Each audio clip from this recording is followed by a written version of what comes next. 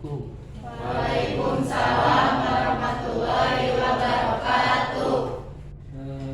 Apa kabar anak-anak? Baik. Assalamualaikum warahmatullahi wabarakatuh. Waalaikumsalam warahmatullahi wabarakatuh. Kita mulai pembelajaran hari ini tentang pasar dan aktivitas pasar. Ya, sebelumnya kita berdoa dulu. Silakan ketua murid untuk memimpin doa. Silakan. Siap. Sebelum belajar, mari kita berdoa. Berdoa dimulai. Bismillahirrahmanirrahim. Raditu billahi robba wa bil islami dina wa bi Muhammadin nabiyya wa rasula. Rabbi zidni ilman warzuqni fahman bi rahmatika ya arhamar rahimin. Amin. Berdoa selesai. Beri salam. Assalamualaikum warahmatullahi wabarakatuh. Waalaikumsalam warahmatullahi wabarakatuh. Anak kita hadir semua. Hadir. Kita absensi sekaligus untuk pengkondisian kelas ya. Kita mulai. Siapa ini? Alvin Fauzan. Hadir, Pak. Oke. Iya. Terus Alisa Rajuna. Tadi Pak. Oke. Terus Anissa. Kemudian Desi Fitriani Gusman. Oke. Terus Devina. Kemudian Padlia. Iya.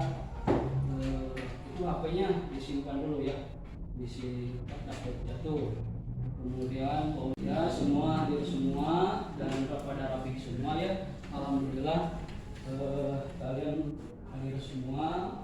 Ini kehadiran penting bagi kalian ya. Kerapihan juga. Ini karena musim kemarau, musim pancaroba, banyak penyakit yang tidak kita hendaki. Mudah-mudahan kalian sehat semua. Oke, kita mulai. Pembahasan kita adalah mengenai pasar dan stabilitas ekonomi. Silakan buku paketnya dikeluarkan dan buku tulisnya, kemudian HP juga silent ya, silent ataupun masukkan aja di tas gitu ya. Oke.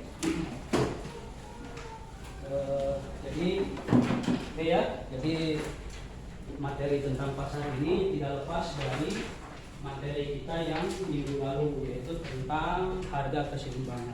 Jadi harga keseimbangan itu adalah apa?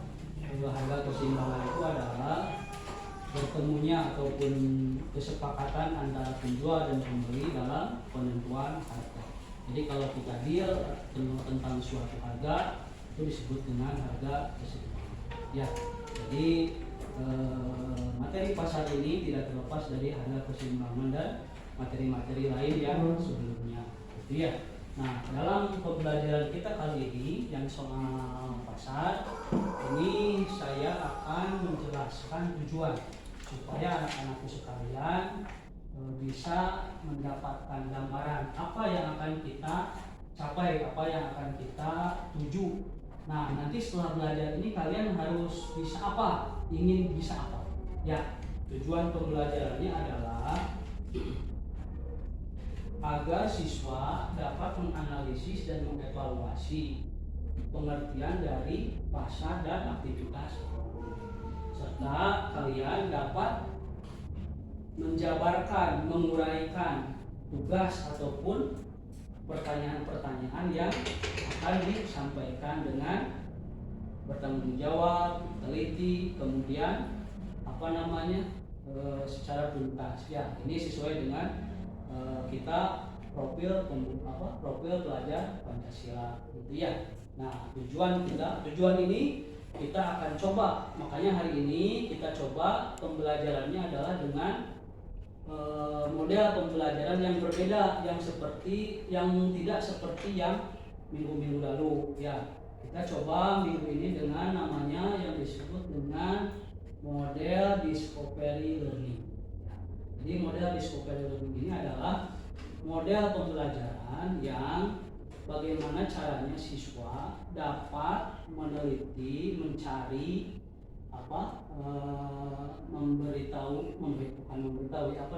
mencari pengetahuan ataupun ilmu pengetahuan dengan pengalaman ataupun dengan kemampuannya sendiri. Ya, jadi Anda silahkan mengeksplorasi dari berbagai data. Ya, kalian misalkan ada dari YouTube, dari buku, dari dari pengalaman pribadi. Ini adalah model-model discovery learning. Ya, model discovery learning ini ada 6 tahapan. Ya, saya kasih tahu nanti ya. Tahapan pertama adalah kita guru ataupun kita memberikan rangsangan, memberikan stimulus. Jadi nanti dalam model pembelajaran ini adalah apa? Saya, Bapak guru ini hanya diem gitu ya, hanya diem aja. Hanya memberikan fasilitator, hanya memberikan fasilitas kepada anak-anakku sekalian untuk belajar sendiri.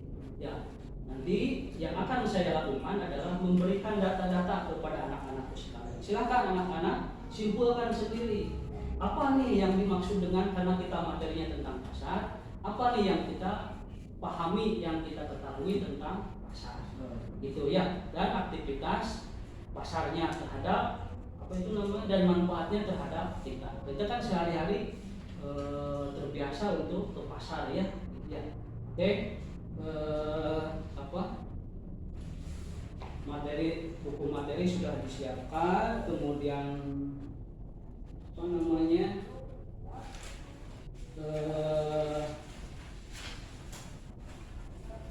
Bapak ingin bertanya, apa yang kalian ketahui tentang pasar?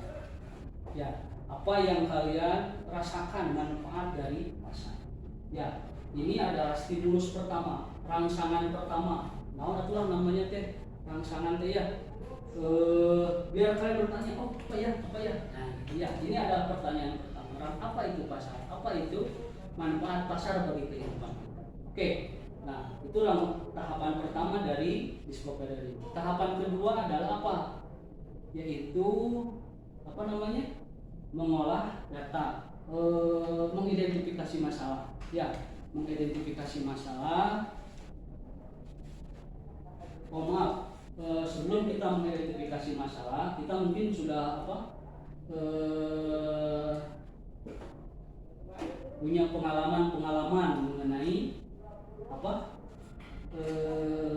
pasar ya, gitu ya. Nah, silakan bagi kalian yang ingin curhat, ingin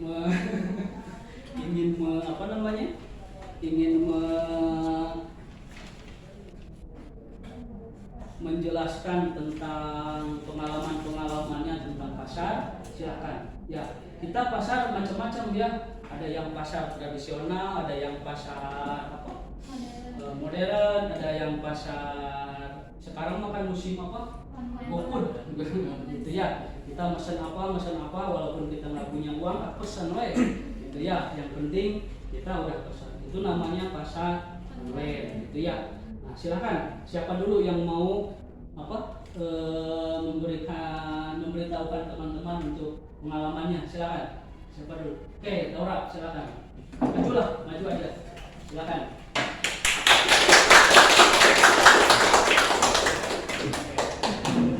Assalamualaikum warahmatullahi wabarakatuh. Waalaikumsalam warahmatullahi wabarakatuh. Di sini saya akan menjelaskan secara singkat apa itu pasar modern. Pasar modern atau mall Berdasarkan pengalaman Laura saja. Pasar modern adalah pasar yang berada di suatu tempat yang tertutup. Contohnya seperti mall, borma, ataupun yang lainnya. Pengalaman saya ke mall, pertama kali masuk ada parkiran. Nah, parkirannya pun luas, beda dengan pasar tradisional. Nah, pas pengalaman masuk ke mall, cenderung bersih, rapi, lebih tertata, dan nggak panas. mulai dari baju, bahan pangan sampai barang elektronik semuanya ada. Sekian, terima kasih. Bayar parkirnya bagaimana? Kalau di mall bayar parkirnya bagaimana? Kalau di mall bayar parkirnya beda dengan di pasar. Yang di pasar mau selama apapun tetap 2.000, kalau di Ya. mall di per jam. Oke, ya, per jam ya. Oke, tepuk tangan. Jadi, oke, yang lainnya yang mau menceritakan pengalamannya lagi tentang pasar. Oke, Nopi, silakan. Yang tentang pasar. Di sini saya akan menjelaskan tentang pasar tradisional. Pasar tradisional merupakan lokasi atau tempat bertemunya penjual dan pembeli. Pasar tradisional juga berfungsi untuk mengembangkan atau sebagai pusat ekonomi masyarakat. Di pasar tradisional terdapat banyak macam penjual yang bercampur, contohnya penjual sayuran, daging, barang-barang bahkan makanan. Pasar tradisional juga tidak jarang dikenal bau, becek, kalau hujan, terus padat pengunjung. Tapi semua yang kita butuhkan ada di pasar. Oke. Cepat juga pengirimannya, jadi nggak perlu keluar biaya kayak buat bensin atau apa. Terus kan kalau misalkan di Shopee atau Tokopedia atau di Lazada gitu kan ada suka potongan diskon kayak gitu. Terus kayak voucher gratis ongkir, terus kayak diskon misalkan dari toko-tokonya, jadi lebih hemat lah daripada di pasar langsung. Oke, ya. Tapi tadi yang disebutkan oleh Raisa itu adalah apa? Kelebihan dari pasar online ya. Tapi kalau di pasar online mungkin tidak bisa itu ya, tidak bisa cuci mata ya. Cuci matanya mungkin lewat online gitu ya, jadi scrolling apa, searching barang-barang. Oke, silakan. Terima kasih. Itu anak-anak sekalian. Jadi pengalaman kita tentang pasar ya. Jadi pasar itu macam-macam ternyata ya. Ada yang pasar tadi kata Nopi, ada pasar tradisional, terus tadi kata Laura ada pasar modern, terus kata Raisa tadi ada pasar online gitu ya. Nah ini adalah stimulus-stimulus rangsangan-rangsangan kita kepada materi tentang pasar dan aktivitas pasar serta pengaruhnya bagi kita. Kan orang jadi, kan kita sekarang jadi ini ya, jadi apa? Penasaran. Makin tambah penasaran lah aku gitu. Apa sih pasar itu? Ya, nanti berarti kita sampai kepada tahap kedua dari discovery learning ini adalah mengidentifikasi masalah. Ya, jadi tadi tujuan pembelajaran kita sudah sebutkan. Identifikasi masalahnya adalah supaya kita dapat minimal 2. Pertama, apa definisi pasar itu? Ya, setelah nanti Rehan, nanti Kakak, nanti Fauzi, nanti Irfan belajar materi ini, kita paham mengenai apa itu yang disebut dengan pasar. Kedua, apa syarat terbentuknya pasar? Itu ya. Terus yang ketiga, apa manfaat pasar bagi kita? Ya, itu jadi identifikasi masalahnya ada 3. Kemudian setelah dari tahap kedua dari discovery learning ini adalah tahap ketiga. Tahap ketiga adalah apa namanya? Tentang yaitu mengumpulkan data. Ya, setelah kita mendapatkan stimulus tadi dari pengalaman teman-teman, kita kumpulkan data. Ya, data pertama akan kita coba buka halaman buku paketnya, halaman 182. Ya, siapa yang mau bacain? Oke, siapa? Irma ya. Silakan yang lainnya disimak.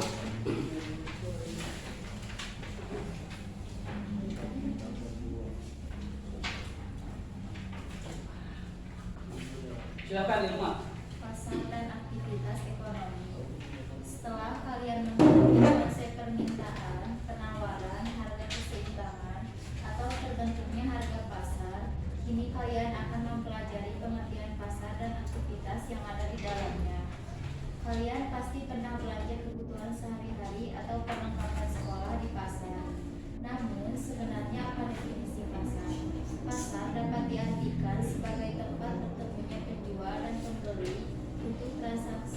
menjadi siswa yang baik, yang pintar, yang alhamdulillah yang saleh soleh. Ya, amin. Ya, data kedua nanti kita lihat di video. Ya, kita lihat di video. Silahkan nanti disimak oleh kalian.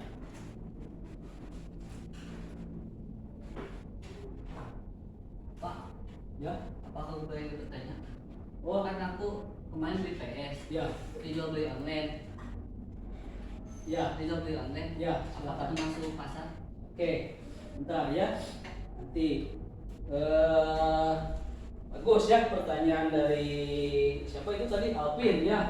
Jadi yang dimaksud dengan tadi aku beli PS, aku beli online. Tadi yang disebutkan oleh siapa itu tadi, Raisa ya.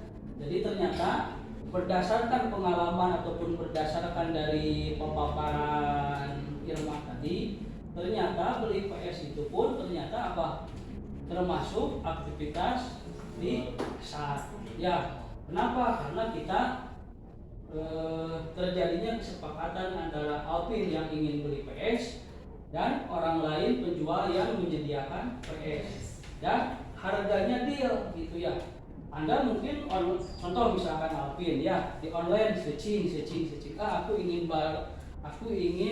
beli PS tadi contoh misalkan, aku ingin beli PS, searching, oh dapat ini murah, tapi pas ditinggali, pas dilihat ternyata salah satu kelemahan di di online itu adalah ada ada ongkir ya. Ternyata ongkirnya lebih mahal daripada harga barangnya. Oh, aku nggak jadi.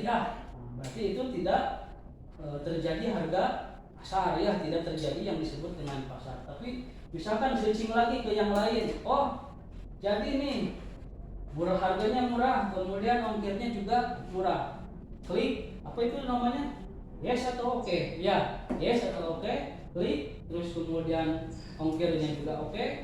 Diklik berarti tinggal tunggu pembayaran. Kemudian pembayarannya pun macam-macam ya. Ada yang COD, ada yang bayar lewat potong, bahkan ada yang terakhir yang sering kita lakukan ngambil dulu barang, kemudian nanti ada pay later. Ya, ada yang begitu. Tapi hati-hati. Ini yang tadi saya sebutkan bahwa profil pelajar Pancasila ini tadi bertanggung jawab, teliti, kemudian juga mandiri. Kita hati-hati dengan yang tadi yang disebut dengan tadi pay later. Ya, kita sering mendapatkan informasi, melihat di YouTube ataupun di di medsos, ada yang anak kecil yang asal klik gitu ya. Nah, ini berarti salah satu kelemahan juga dari pasar online. Ya, semuanya ada kelebihan dan kelemahannya. Ya, tadi kelebihan pasar tradisional kata Novi bau katanya becek ya. Tapi juga ada kelemahannya lagi ke pasar mall. Kata Taura tadi parkirnya semakin lama kita di sana semakin mahal gitu ya. Jadi ngapain semuanya juga, ini mendingan kita rebahan aja di rumah ya. Gitu ya. Tapi kita memang mengenai materi pasar, tapi semuanya ada kelemahan dan kelebihan. Oke ya, bagus. Siapa Alvin pertanyaannya? Nanti kita lanjutkan ke data kedua ya. Untuk melakukan kegiatan jual beli barang dan jasa. Selain itu juga, ternyata ya, pasar juga memiliki peran di teman-teman. Wah, apa aja ya peran pasar? Coba yuk, coba video selanjutnya. Dadah. Jadi itu tadi pemaparan dari ruang guru ya, itu video dari ruang guru.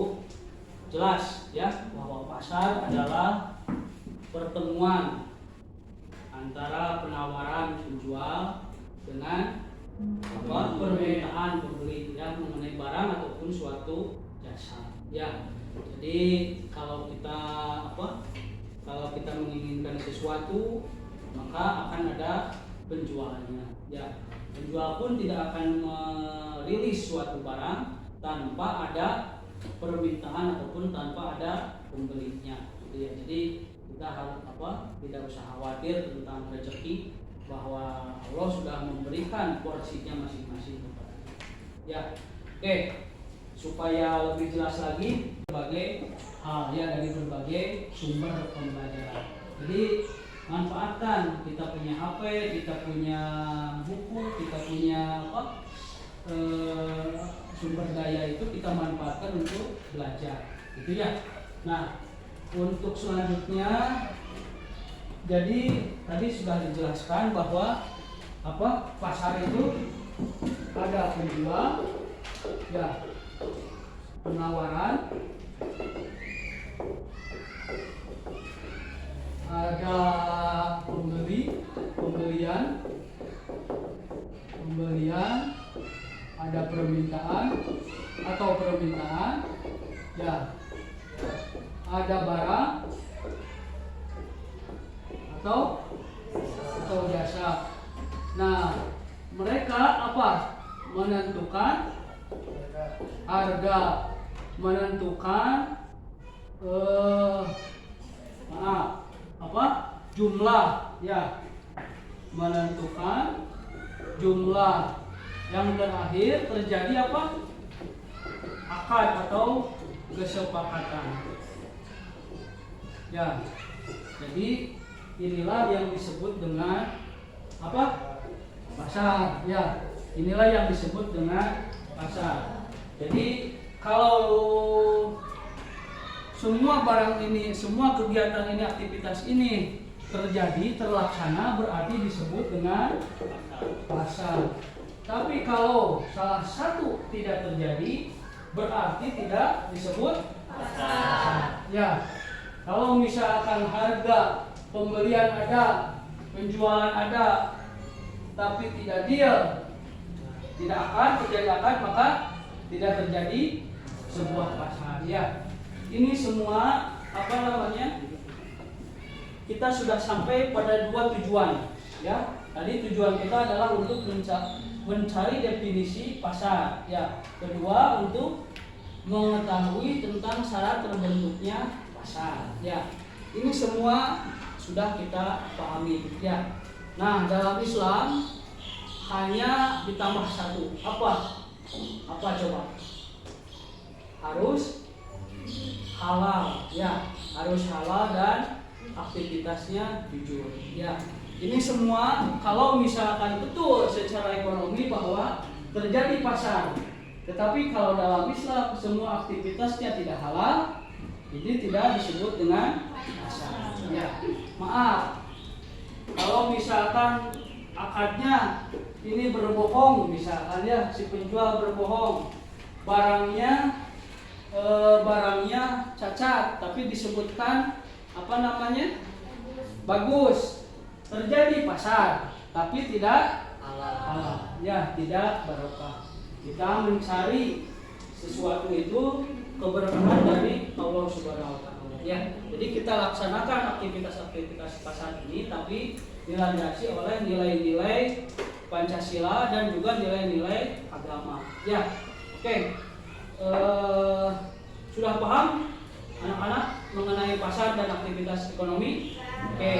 Kita selanjutnya pada tahap discovery learning ini adalah pembuktian. Ya.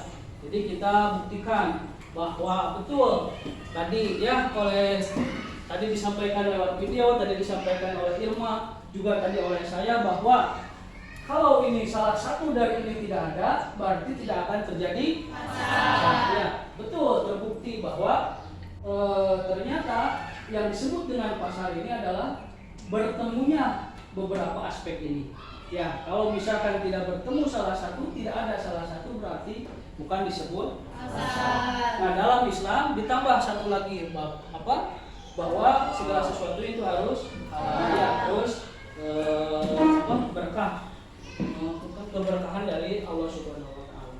Oke, untuk mengetahui tingkat pemahaman anak-anakku sekalian mengenai materi pasar,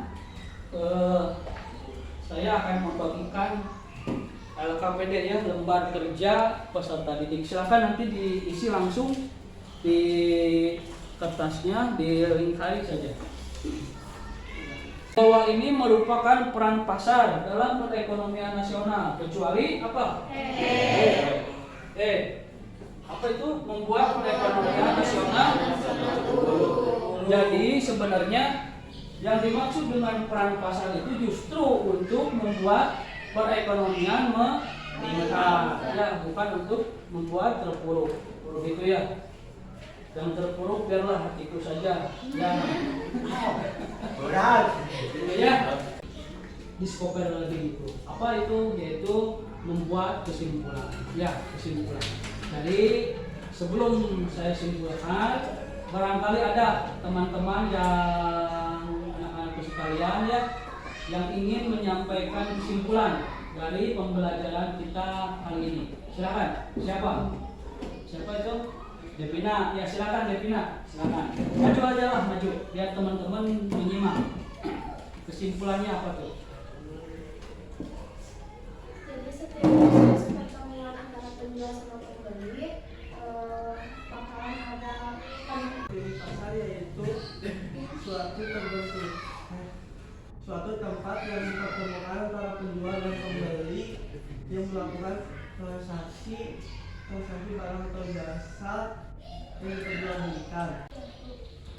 saat ini bentuk pasar tidak hanya pasar berupa berwujud fisik seperti yang kalian ketahui.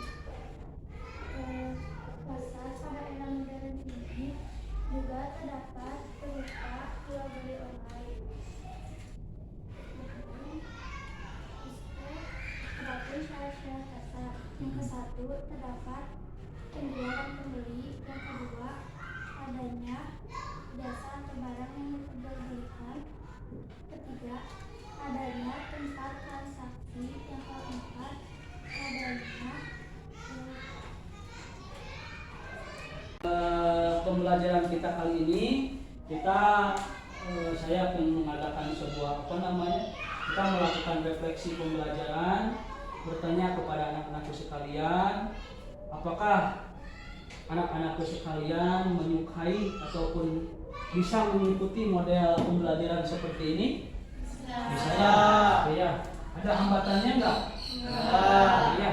Berarti mungkin untuk materi pasar dan aktivitas ekonomi ini lebih cocok untuk menggunakan model pembelajaran di sekolah ini, supaya kalian bisa terbukti bahwa kalian dengan hanya 2 jam pelajaran bisa mencapai tujuan pembelajaran yang kita ingin capai. Ya, demikian. Mohon maaf sebelum kita mengakhiri pertemuan kita kali ini. Nanti kita bertemu lagi hari Minggu depan, ya, jadwal dan waktu yang sama. Mari kita tutup. Mohon maaf ucapan dan tindakan saya ya. Silakan ketua murid untuk memimpin doa tutup. Siap. Berdoa dimulai.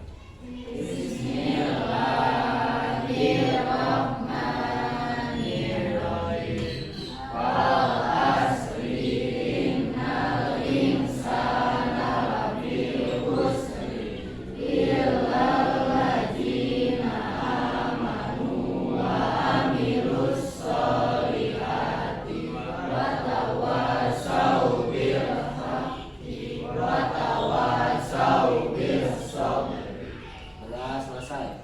Beri salam. Assalamualaikum warahmatullahi wabarakatuh. Oke ya, terima kasih. Mohon maaf. Assalamualaikum warahmatullahi wabarakatuh.